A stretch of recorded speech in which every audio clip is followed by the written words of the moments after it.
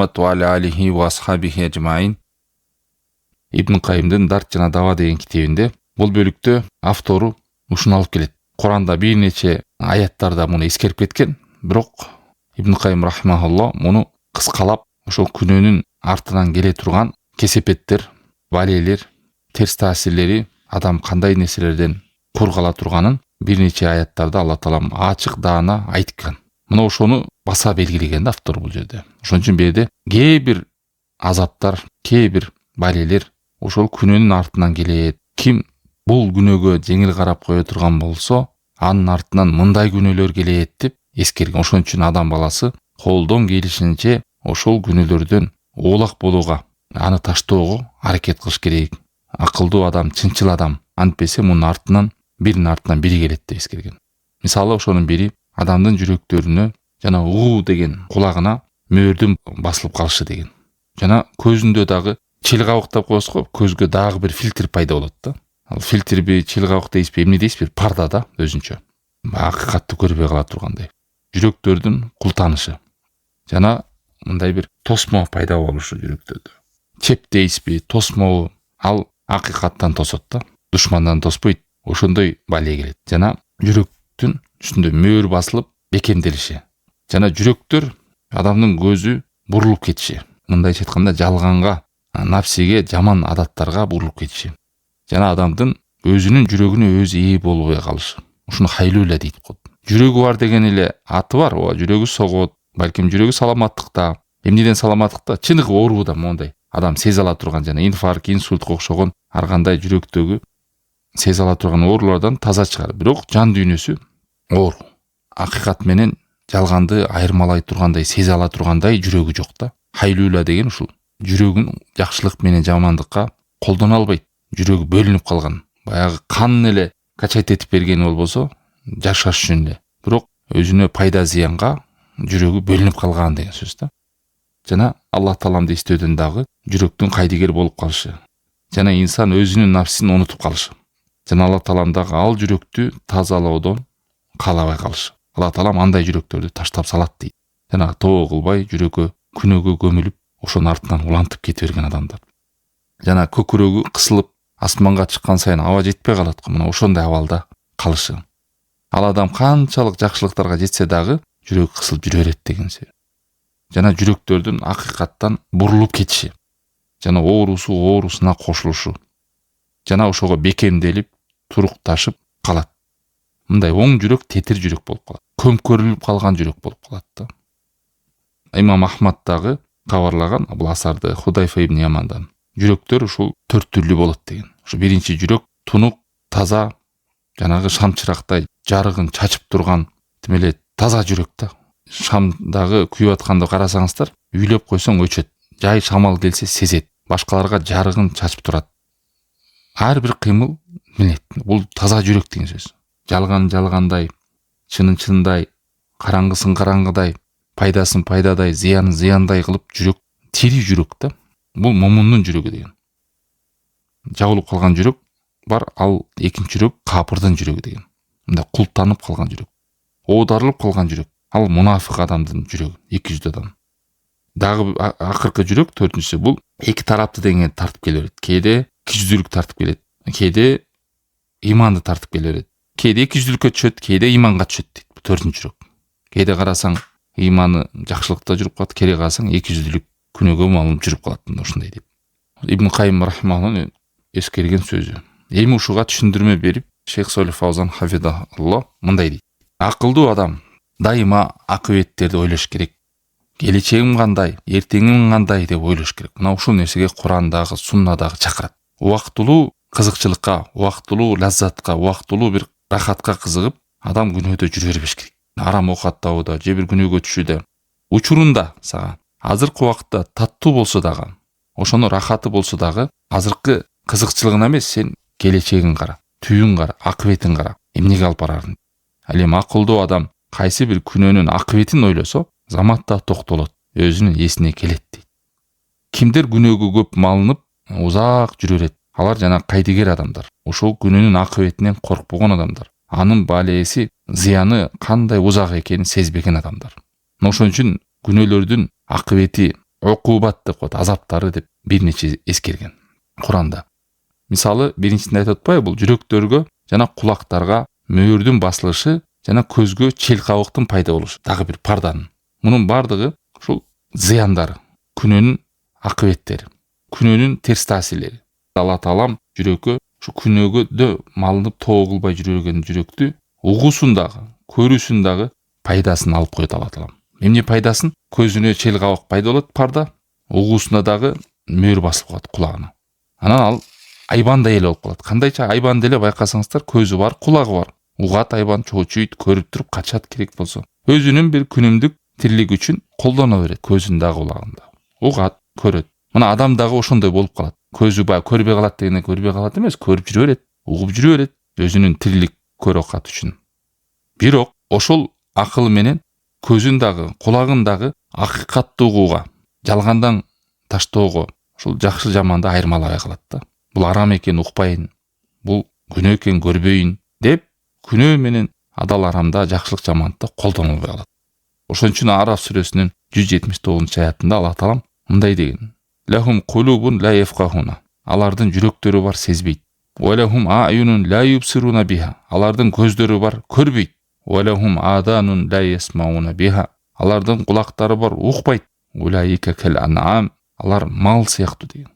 "Бал хум адал", керек болсо алардан дагы адашкан деген. Араф сүрөсү 179-аят.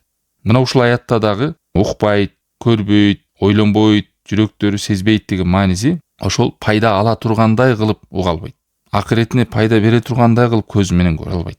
Өзүнө пайда бере тургандай кылып жүрөктөрүнө сезе албайт. Бул арамбы, адалбы, пайдабы, зыянбы деген ойго да келбейт. Себеби бул жүрөктөрдө жана сезимтал нерселер, ошо сезе турган нерселер бар да, негизги көз менен көрөт, кулак менен угат, жүрөк менен сезет. Мына ушулардын бардыгы пайда зыян жагын, пайда тарта турган жагындагылардан кур калган. Жана жүрөктөргө, кулактарга мөөр басылды, парда тартылды деген ушул кайдимки жана айбандардын эле жүрөгүндөй, айбандардын эле көзүндөй, айбандардын эле уккандай болуп калган. Көрө берет болот, жолду көрөт, жарыкты көрөт, түндө эмне экенин көрөт, жамандыктарды көрөт, кулагы менен арам музыка, ушундай бир зыян нерселерди угат, Куранды уга албайт. Эмнеге Куранды уга албайт, сабактарды уга албайт? Себеби ал таасир бербейт ал адамга кызык эмес. Укса уктап калат, же качып кетет, же ренжийт, же кысылат. А эгерде саясат жанагындай бир ушак кептер боло турган болсо, же болбосо музыка, ушундай ызуучулар болсо, адам отура берет, уга берет. Эгер жүрөгү жанагындай ооруп калган болсо. Ага учурундагы, заманындагы жашап аткан нерселер кызык, келечек кайда, тияк бияк деген кызык эмес. Себеби жүрөгү мөөр басылып калган, уга турган органы дагы укпай калган, пайдала турган сезимдери өлүп калган. Ал уккандан, көргөнүнөн, жүрөгүнөн пайда ала албайт. Себеби парда бар, ыймандын нурунан тосулуп калган. Мына бул биринчи ошол күнөөнүн акыбети. Адам тобо кылбай, бир нерсеге малынып коюп, улантып жүрө берген адамдын абалы. Андан кийин айтты, жүрөктөрдүн кулуптанып калышы. Бул экинчи балеси. Жана ага забор дейбизби деп коет, чептерин куруп калат, дат басып кетет. Мөөр басылып, дат басылып, кулуптанып калышы. Ошо акыйкаттан көрбөйт. Бул андан да чоң бале. Ошон үчүн Куранда Алла Таалам Нахр сүрө 108-аятта эмне дейт? Таба Аллаху аля кулубихим. Алардын жүрөктөрүнө Алла Таалам мөөр басып салды деген. Бекемдеп салды. Осам айхим абсарим. Көздөрүндө, жүрөктөрүндө. Мындай акыйкаттарды уга албайт, жалгандан кача албайт. Угуу көрүүлөрүн, жүрөктөрүн жакшылыкка колдоно албайт. Ошол менен акыйкатты таба албайт. Бул жаза. Ал адам болгон жаза. Жана жүрөктөрүн оодарылып калышы. Көрүү, көздөрү да оодарылып калышы. Бир нерселерди көрө алат, бул деле. Бирок пайда ала албайт көз менен. Көрө берет, жүрөгү менен анча-мынча нерсени көрөт, жашоодогу мындай күнүмдүк турмуштагы нерселерди сезе берет, бирок ага пайда алып келе тургандай, акыретине пайда алып келе тургандай сезими өлүп калган болот. Адам өзүнүн жүрөгү менен аралык пайда болот, ажырап кетет. Мындай айткан, жүрөгүң бар, бирок сенен сага жакшылык жамандыкта айырмалап бере тургандай жок да. Анфал сүрөсү 24-аят Алла Таалам айтат: "Билгиле, анналлаха яхулу байнал мар'i ва қалби". Алла Таалам адам менен жүрөгүн бөлүп салат деп. Мындай чыккан адам өзүнүн жүрөгүнөн өзү пайда ала албайт. Бойлоно албайт, пайдалуу, пайда бере турган ой жок. Ошон үчүн карасаңыздар, субханалла, тоодон алыс болуп жүргөндөр, истигфардан, күнөөдөн тоо кылбай жүргөн адамдардын жүрөгү төрү катуу мелес болот. сезбейт алар. Аяттар, хадистер ойготпойт алар. Анан бир ушак, бир интрига, фитна, ызы чуу, музыка жанандай пайдасыз нерселерди укканда заматта ойгонушат, аралашат, сурайт, сүйлөйт, кызыгат ушундай. Ал эми жан дүйнөсүнө пайда бере турган аят хадистерди угууда, алымдардын насааттарын угууда ал кайдыгер болгондуктан ал чыдабайт, кысылат, кыжалат болот. Жана ошондой эле жүрөктүн кайдыгер болушу, аламдардын роббиси болгон Аллах Тааламды эстөөдөн. Кахф сүрөсүнүн 28-аятында Алла Таалам айтат: "Эй Мухаммад, вала тути ман агфална калба." Жүрөгү кайдыгер кылып койгондорду сен баш ийбегин. Аларга жакын болбогун, аларды укпагын. Вала тути ман агфална калбахан зикрина. Жүрөгүн кайдыгер кылып жаап койгондорду моюн сунбагын, себеби алар бизди эстөөдөн жүрөктөрү кайдыгер деп атат. Бизди эстөөдөн алардын жүрөгүн жаап салганбыз дейт. Мындай чыкканда аларга көңүл бурба, алар менен бирге отурба. Фала ялтафит ли зикриллахи абадан. Себеби алардын жүрөгү жабылып калгандай Аллах Тааламды эскертүүдөн алар оолак болот. Көңүл да бурбайт. Балким сага терс таасирин тийгизет. Вала яти аля балихи ва иннама хадаянуху ва калам куллу фима яdur. Ошондой жүрөктөрү кайдыгер Аллахты эстөөдөн оолак болуп калгандайын алар өздөрүнө зыян берүүчү нерселер менен алек болуп калат. Башкаларды да бузууга дагы камсанап калат. Андан кийинки дагы зыяны адам өзүнүн напсын өзү унутуп коет. Тауба сүрөсүндө 67-аятында Алла Таалам айтат: "Насуллаха", алар Аллах Тааламды унутту, фанасияхум, Алла Таалам аларды унутту. Кимде ким тооба кылбай, истигфар кылбай, бир күнөөнүн артында улантып жүрө берген адам бул Аллахты унуткан адам. Андай адамды да Алла Таалам унутат. Жаза катары. Хашр сүрөсү 19-аят: "Насуллаха", алар Аллах Тааламды унутту, фансахум анфусахум. Андан кийин өздөрүн да унутушту. Өздөрүн унутканы ушу адамдык касиетин унутту. Бараткан акыретин унутту. Жолугар роббисин унутту. Акыйкатын унутту. Эмне үчүн жаралганын унутту. Мына өзүн унуткан ушул да. Мына адам файда насил абд нафса, адам өзүн унуткан болсо эмне кылат ала деши. Болду данда. Бир кайдыгер жашоо, мал жашоо. Жана ошондой эле эмнени эскерди? Алла Тааламдын андай жүрөктөрдү тазалоодон оолак болушу, ал жүрөктү таштап коюшу. Биз алсызбыз туугандар. Алла Таалам биздин жүрөгүбүздү тазалап бербесе, биздин напсыбызды тарбиялап, ибадатка ылайыктап бербесе, бизди түз жолго салбаса, биз жүрө албайбыз. Ошон үчүн кичине болсо да кадам шилтеп, Аллахка жалбарып, дуа кылып, колубуздан келгенин тоо кылып, истигфар кылып, амал кылган сайын бизге эшиктер ачыла берет, амалдар жеңилдетиле берет. Канчалык күнөөгө түшкөн сайын бизге жакшы амалдардын эшиктери жабыла берет. Күнөөлөрдүн эшиктери ачыла берет. Өзүңдүн абалыңа жараша. Аракет кылсаң эле берекет дейт го. Ушундай. Күнөө кылба деп айтылбайт. Күнөө адам кылып алат ооба. Күнөө кылбай жашай аласың деп айта албайт. Күнөө кылып аласың. Бирок өкүнүчтүү жаман нерсе ушул күнөөнү улантып жүрө берүү. Тооба кылбай. Ошентип өмүр сүрө берүү. Пенделик кылып түшүп алса, заматта тооба кылып, истигфар кылып, пушайман болуп, өкүнүп адам кайтса, адам оңолот чынчыл. Ошон үчүн чынчыл болгула деген ушул. Мына бул жердеги ушул жүрөктөрдү адамга абалын айтып аткандагы адам өзүн унутуп, күнөөгө малынып, тооба кылбай жүргөн адамдардын акысын айтып атат. Мындай жүрөктөрдү Алла Таалам каалабайт тазалаштыкты. Себеби ал адам чынчыл эмес, оңолууга кадам шилтебейт. Оңолууга ниети да жок, Кудай сактасын. Ушундай жүрөктөр бар. Майда сүрөсү 41-аят Алла Таалам айтат: "Улаика аллазина лам юридиллаху ай ютахира кулубахум." Аларды ушундай жүрөк болуп калган Алла Таалам алардын жүрөктөрүн тазалабайт дейт. Себеби тазаланайын деген ой жок ал адамдардын. Оңолоюн деген оңол жок. Тоо кылайын деген кадамы да жок, ою да жок. Ушинтип жүрө берейин деп атат. Бузукулукту каалап атат. Жана жүрөктүн кысылышы, көкүрөктүн кысылышы ушу күнөөнүн акыбетинде. Анам сүрөсү 125-аят Алла Таалам айтат: "Ва ман юрид ан юдиллаху", Аллах Таалам кимди адаштыргысы келсе, "яжал содраху дайкан хаража", ал адамдын жүрөгүн кысылып жаткан адамдай кылат дейт. "Кааннама яссааду фиссама", асманга чыгып бараткандай кылып. Асманга чыккан сайын аба жок, кысылат адам.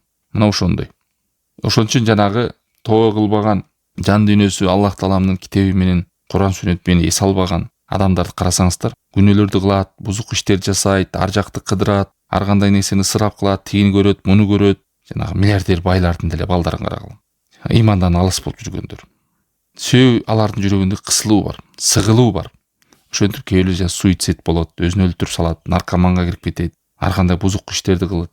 Иштейинди көрдүңүздөр, аралда да кандай бузук иштерди кылган. Бүт ошол миллиардерлер, дүйнөдөгү мен деген байлар ушу топтолуп кандай бузук иштер жасаган. Себеби алар ар кандай бузук ишти оюна келет. Себеби жүрөктөрү кысылган, сыгылган. Муну кылып көрсөк кандай, ушу менен балким алаксыйбыз дейт. Ошончо миллиард акчалары, ошончо миллиард деген мүлктөрү кана жан дүйнөсү жай алып отуруп калышкан жокко. Балким адамдын оюна келбеген ушундай иренжите турган ыплас бузук иштерди жасашты. Бул белгилүү нерсе. Алла таалам адамдын ибадат үчүн жараткан. Ошол нерседен гана рахат алат адам.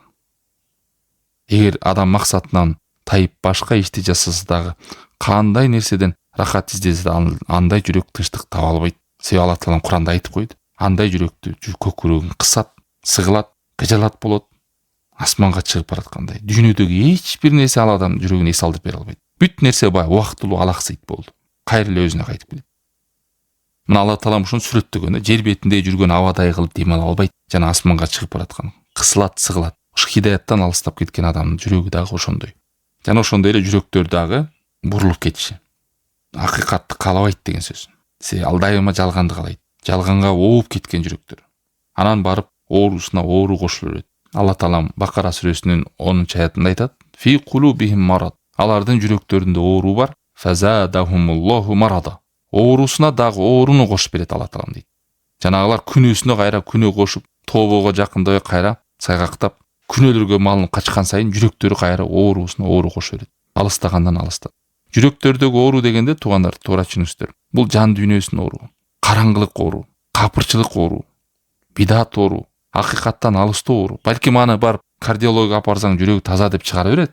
Жана айттым го, инфаркттан жана ар кандай стент коюп атпайбы жүрөк ооруду. Андай ооруну айткан жокпуз. Бул маанавий оору.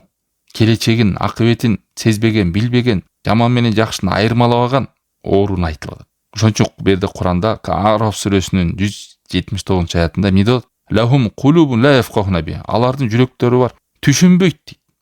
Жүрөктөрү бар, ошол жүрөгүн колдоно албайт дейт. Жүрөктөрү бар, жүрөгү менен сезе албайт, айырмала албайт дейт. Алла сактасын. Алла таалам жүрөктү болбосо эмне үчүн берген? Ошон үчүн дагы бир аятта айтат: "Чындыгында жүрөк, чындыгында адамдын көздөрү сокур болбойт" деген. Чыныгы сокур болгон адамдын көкүрөктөрү сокур болот. Адамдын көзү чыны көрбөй калса деле, ал акыйкатты таап, ыйманда жашаган адам. Ал көзү көргөн адам. Ал бирок көзү көрсө деле акыйкатты көрбөй жалгандыкта, адашууда жашаса, ал чыныгы сокур адам.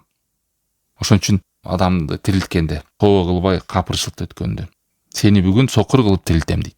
Анан ал адам айтат: "О Аллахым, тиги дүйнөдө мен көрчүм эле койм, эмнеге бүгүн сокур болуп тирилдим?" Десе, ал дүйнөдө сен акыйкатты көргөн эмессиң. Ал менин аяттарым келди, эскертүүм келди, көрбөдүң, сокур болдуң. Эми бүгүн сени сокур абалда тирилтип атам. Бул дагы жаза. Жана жүрөктөрдүн оодарылып калып, ошого бекемделип калышы. Ниса сүрөсү 88-аят Алла таалам айтат: "Wallahu arkasahum bima kasabu." Алардын кылган жаман иши үчүн жүрөктөрүн Алла таалам оодарып салды. Оодарып салды. Жүрөк оодарылып калганда мындай көмкөрүлүп калат. Ошон үчүн пайгамбар алейхиссалату вассалам дайыма эмне деген? "Я мукаллибал кулуб." О жүрөктөрдү оодарчу, менин жүрөгүмдү диниңе бекем кылчы деген. О жүрөктөрдү оодарчу, менин жүрөгүмдү сага ибадат кылууга оодарчы деген. Ошол жака буруп койчу деген. Жанагы сууну билесиз го? Укло менен арктан сууну бир жака буруп койсоң, ылдый жака шаркыраган бойдон арк менен кетет. Туура эмес жака бурсаң, аякка кетет. Мына ушундай жүрөк дагы бурулат. Жаман жака бурулуп калса, кетти ошо жаман жакты каалап, ошол жакты эңсеп жүрүп калат. Алла сактасын.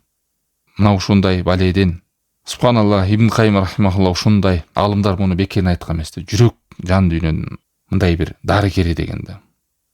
Максатынан тайган, жан дүйнөсү ооруп калган, кайдыгерликке түшүп калган кандай адам болбосун, бул адамдын китептерин окуган, осуяттарын алган адамдар заматта оңолуп, ыйманга кайткан.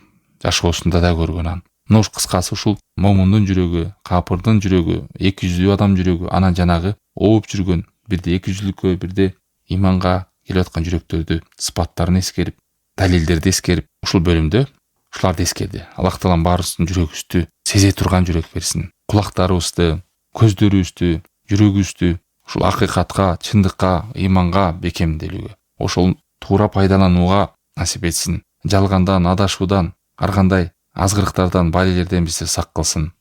Саллаллаху таала аля хайр халкихи ва аля алихи ва сахбихи аджмаин. Субханакаллахумма ва бихамдика, ашхаду ан ла илаха илля анта, астагфирука ва атубу илейк.